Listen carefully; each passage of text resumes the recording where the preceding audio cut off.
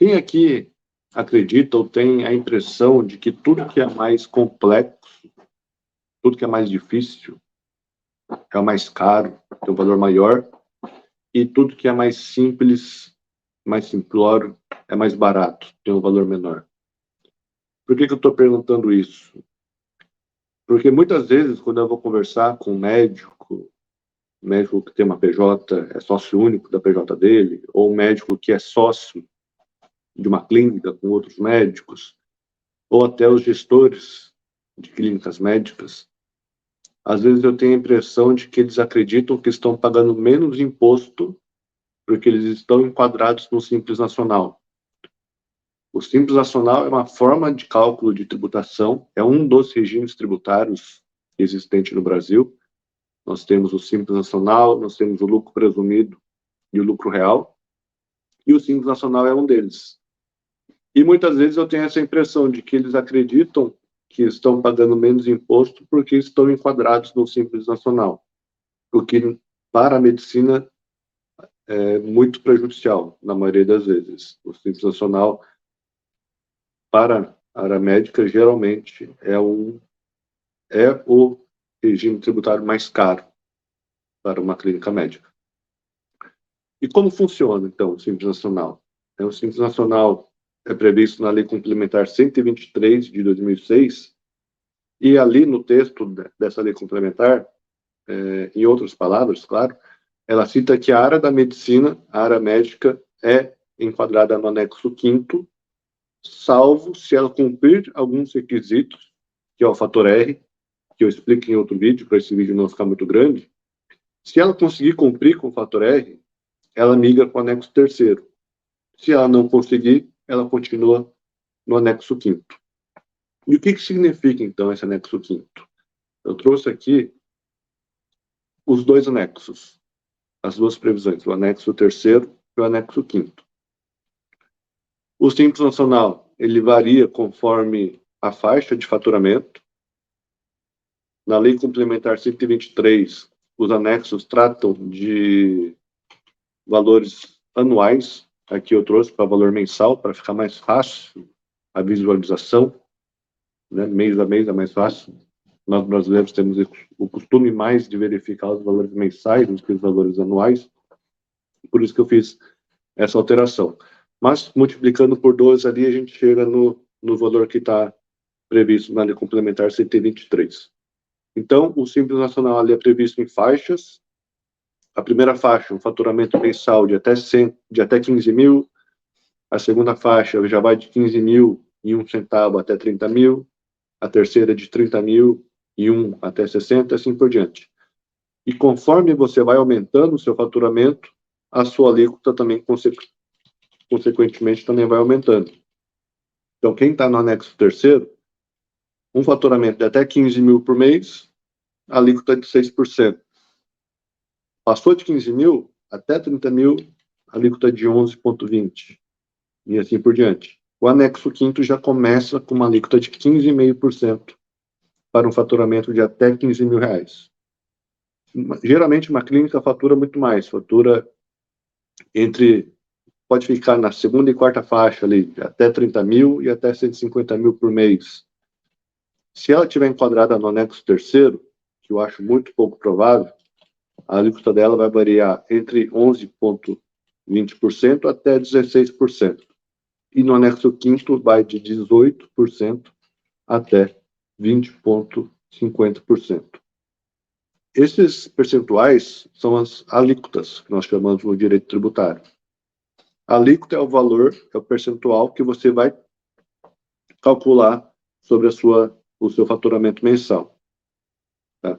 O Simples Nacional ali tem uma outra tabelinha aqui do lado, que é a parte da parcela dedutível, que eu vou mostrar mais para frente como que funciona, para a gente chegar no valor da alíquota efetiva.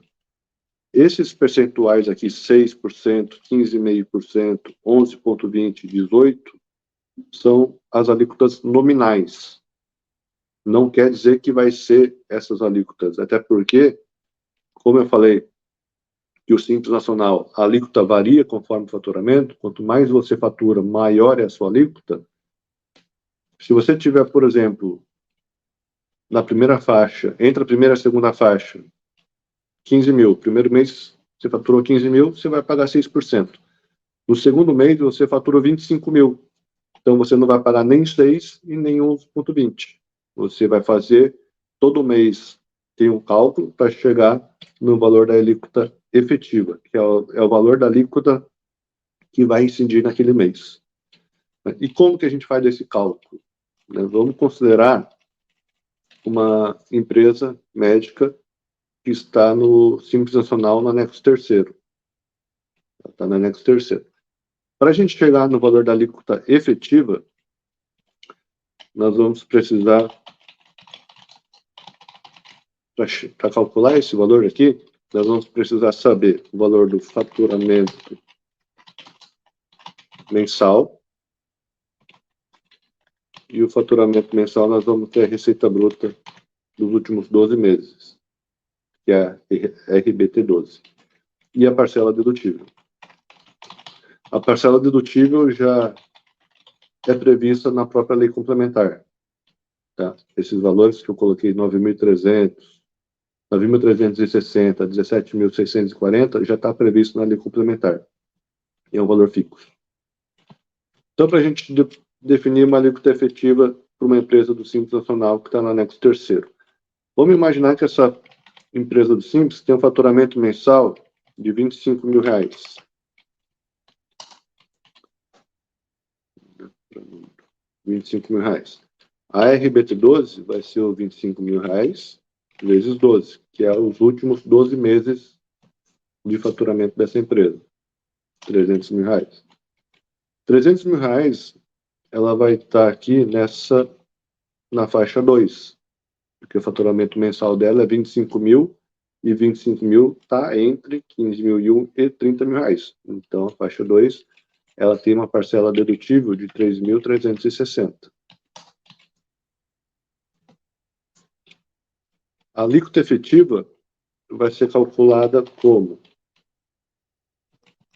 a RBT12, que é o faturamento anual dos últimos 12 meses, vezes a alíquota da faixa, que é a segunda faixa, menos a parcela dedutível, dividido pelo RBT12 de novo.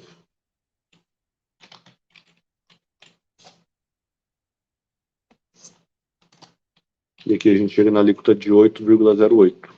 8,08 vai ser o valor da alíquota que ela vai aplicar nesse mês que a gente fez o cálculo.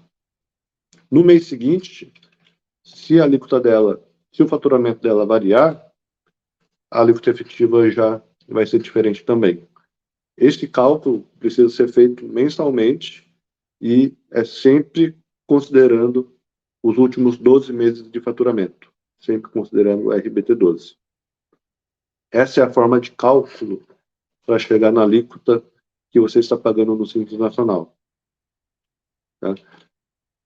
Para migrar do anexo 5º para o anexo 3º, já é um outro cálculo, e daí a gente grava, eu gravo um outro vídeo para mostrar como que faz, e daí também tem que precisar ter uma análise mais profunda para ver se a gente consegue fazer a migração do anexo 5º para o anexo 3º.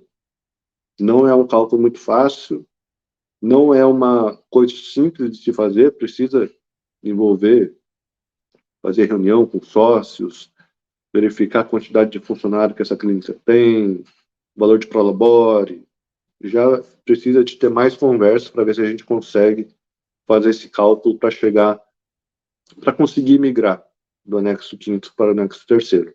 Se não conseguir e a empresa precisar continuar no anexo 5º, aí eu recomendo fazer um planejamento tributário para sair do Simples Nacional. Porque se você estiver no anexo 5º, provavelmente você vai estar pagando imposto a mais do que se tivesse no lucro presumido, por exemplo. E daí no lucro presumido existem outras 3 possibilidades também que pode reduzir ainda mais a carga tributária da sua clínica. Só um porém, se você está no Simples Nacional anexo 5º, mas o lucro presumido é mais benéfico para você, o valor que você está pagando hoje, você não consegue recuperar. o valor perdido. Então, quanto antes você fazer um planejamento tributário, melhor para você migrar do Simples Nacional ou do anexo 5º para o anexo 3º, ou sair do Simples Nacional e ir para o lucro presumido. No próximo vídeo eu gravo, então, uma forma que a gente consegue fazer a migração dentro do Simples Nacional ainda, saindo do anexo 5º, indo para o anexo 3º, e nos próximos depois a gente entra no lucro presumido.